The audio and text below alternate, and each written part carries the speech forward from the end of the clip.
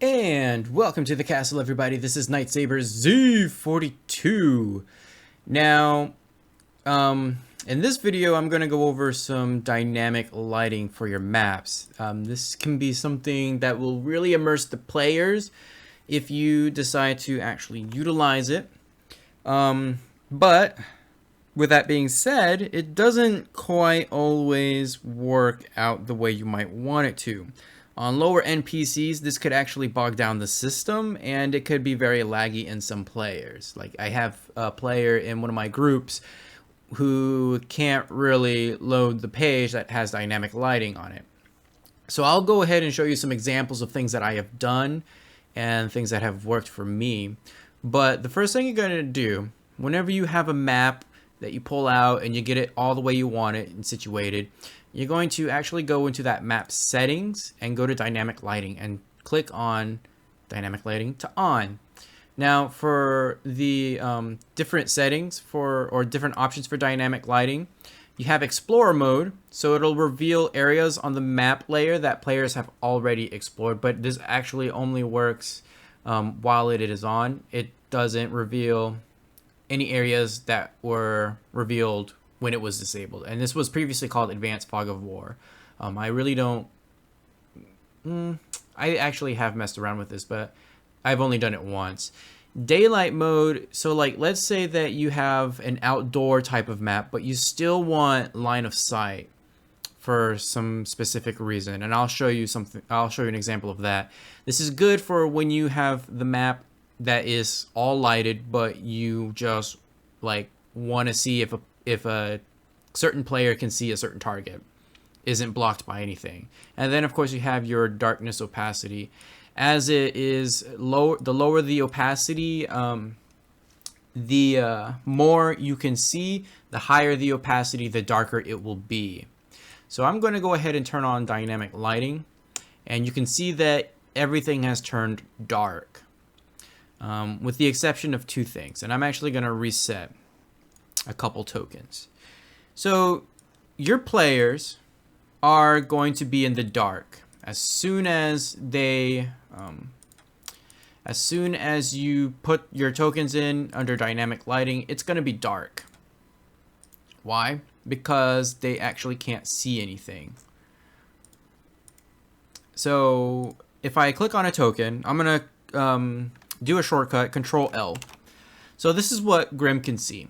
Everything is black. He can't see anything because there's none of the objects on this page is emitting any light. Now, this is the same for every token except for Nick's over here. So we're actually okay. So the first thing that we're going to do, we're actually going to turn on her vision on. That way she can at least see herself. There, now she can see herself. She's not blind anymore. There we go. And we're going to do this for all tokens. Now, Trandoshans can't have infrared. So let's go ahead and give him some night vision. We're going to give Kleegroot some night vision. So we're going to turn that on, and let's go ahead and turn that up to 10 feet of night vision. And immediately his token's going to light up. So if this was on a grid and you got your map to be situated perfectly on the grid, this would be 2 squares wide and high because it's 10 feet or 1 inch or 2 inches. So Kleegroot can see everything in his lighted area, and every time you move, this will be in real time. So as he moves around, he'll be able to see everything in real time. It'll be revealed in real time. What he cannot see are things past the wall. Okay, so how do we get it to where he can't see what's behind the wall? Because as soon as you open a map, it doesn't have any walls built in. You're going to actually have to put that in yourself. It's very easy too. So I'm going to go and switch it over to dynamic lighting. It's a layer. Now, let me turn up the turn down the opacity so you can see better. Okay, there we go. So in this layer, the dynamic lighting layer, I have all of these lines built. So let's say that I wanted to seal this lobby room off. So after I click on dynamic lighting, I'm going to draw a polygon line. Make sure you draw a bright color, because if it actually blends into the background, it makes it very hard for you to edit it later on. So I'm going to click and click again, and boom, a wall has been added. Right click to go ahead and set that in place. Now when I click on the cursor, I can drag it, I can do whatever I want, I can even delete it. But when I go back into, oh, I so hope that would have worked, but I have to go into settings again. As I have Kleegroot over here, go into that room again, his light is going to instead be focused on this room, because there wasn't a wall here that I drew. The players can actually see through, and they can see the receptionist and everything. Okay, so if I want to get rid of that wall, all I have to do is go ahead, highlight it, and boom. And now Kleegroot can see through into the casino itself. So I did that for all of the walls in this area for this map. And it didn't take very much time at all, probably about 5 minutes. And I even went ahead and drew a box around the map area itself. That way they wouldn't see the title, or they wouldn't be able to see any of the rooms, like this area back here, or these two areas. Okay, so let's say though that Mr. Gungan over here, he doesn't have night vision. So what does he do? He pulls out a lantern or something, or flashlight or something, and now he can see. Okay, so how do we do that? Well, okay, I don't want him. What we're gonna do, we're gonna click on his token, go to dynamic lighting. Instead of clicking on night vision, we're gonna turn on bright light, or maybe he's got low light, but let's start off with bright light. Okay, so that's gonna be 10 feet, and that'll be his total light that he's emitting. And now, as he moves around, it's going to be the same as Kleegroot, but you see at the edge there's a little softness to it. So that's how much he can see. He's got 10 feet, same as Kleegroot. Okay, but if you're doing Dungeons and Dragons stuff, PCs usually have dim light attached to that too, which is also realistic, because if you have a lantern, the light tends to dim the further it is. So let's add 20 feet of dim light, or low light. Okay, that gets added to Gungan's light. So the first 10 feet is going to be bright light, and then as it goes out, it's going to fade even more. And so he can't see through the walls. I have a line set up here for the gambling machines.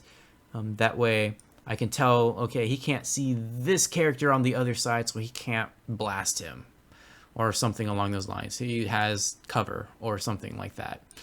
So that's how you can play with some dynamic lighting. And let's say that he's back over here gambling away with Sabak. Now, let me give Nyx over here some, not night vision, let's start off with some bright light. We'll do the same that we did with Mr. Gungan. 10 and 20. And so now she's emitting light. And let me put Kleegroot, my Trandoshan, all the way over here. So there's a little bit of overlap on the light. But what about Grim? He doesn't have anything. He can see, but he doesn't have night vision, and he's not emitting any light. So can he still see? Well, the answer is actually yes. He can see, because Nyx is actually emitting light. So if I do Control L, and now I can see what Grim sees. He cannot see the Gungan over here because he's behind closed walls. And only his dynamic lighting token only works inside of this room thanks to the walls that I've built. So he can't actually see through the walls. What he can see, though, is Nyx's light that she's emitting. She's emitting this bright light with the dim light, so he can actually see. Even if she's not emitting the light directly on him, he can still see it, because that's how light works. When you're in darkness, if your friend is across the room with a little piece of light or a glow stick, you can still see that, even though you're surrounded by darkness. What he cannot see, though, is Kleegroot's night vision, because that's attached to him. That's biological or something, or some piece of equipment. So he can't actually see that, but he can see Nyx's lantern that she's walking around with. So what you need to remember when you're using dynamic lighting is that you need to build your walls, and you need to have some way of effectively deleting those walls. Now, this is a really bad example. Let me pull up my dynamic lighting and bring down the opacity again. This map is actually a really bad example of what I'm about to show you, because I did not plan for my PCs to actually leave the doors open. The doors would always be closed, and honestly, they didn't even come to this map anyway, so this was like literally 5 minutes of work that I did that didn't pay off. But that's okay. Your PCs are unpredictable most of the time. So you need to make sure that you have a way to delete walls without deleting the whole entire wall. So like this right here is a box that I drew, and so this is all one piece. If I delete it, it goes away. Okay, so what you can do, I'm actually gonna exit this, and I'll show you another session that I've done. Adventures in the Clone Wars. I did a map on this one, and I'll also show you something else. So this is an outdoor area that my players kind of came across this village, and they came across some raiders as well. Now, Jazz right here, this is how much he can see. Everything else is kind of explored, but he can only see this much. So what I've done, I've gone ahead and drawn my walls, and with a different color that's actually separate, I've created doors. So maybe he decides to go exploring in one of these houses or buildings, and he leaves the door open, or maybe he smashes through the door. So all I have to do is click on just even a little bit. That's why I made it into an angle instead of just a straight line. I can do that, delete it, and now he has access to it, and he can still see inside and outside. If that wall were still there, he would only be able to see the inside. He wouldn't be able to see any of the outside. Also, a really handy feature to have, restrict movement. So the way it works, they can't actually go outside walls. So, but as you can see, he can still kind of see outside a little bit. So I think what you would want to do with this specifically is double line your walls. That way he'll encounter one wall and, yep, doggy, wake up.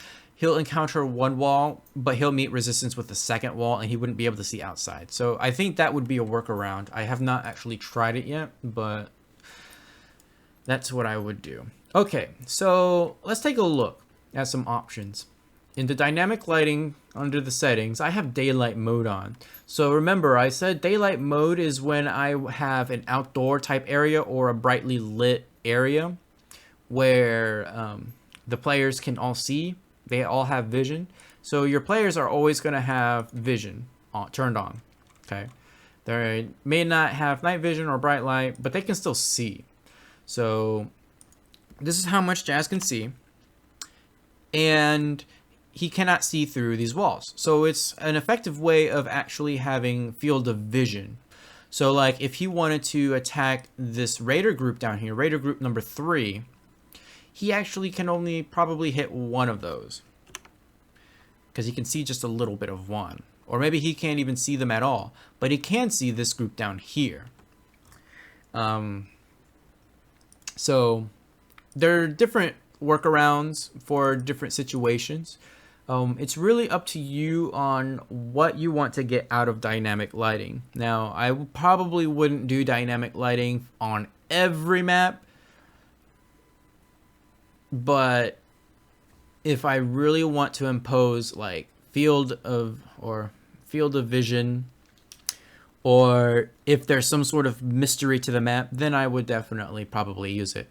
Or I would just use Fog of War, like I showed you in the last video at the Spider Club map that I had, at the Gambling Den, rather. And I could just highlight the shadows and all of that, and all the players wouldn't see it.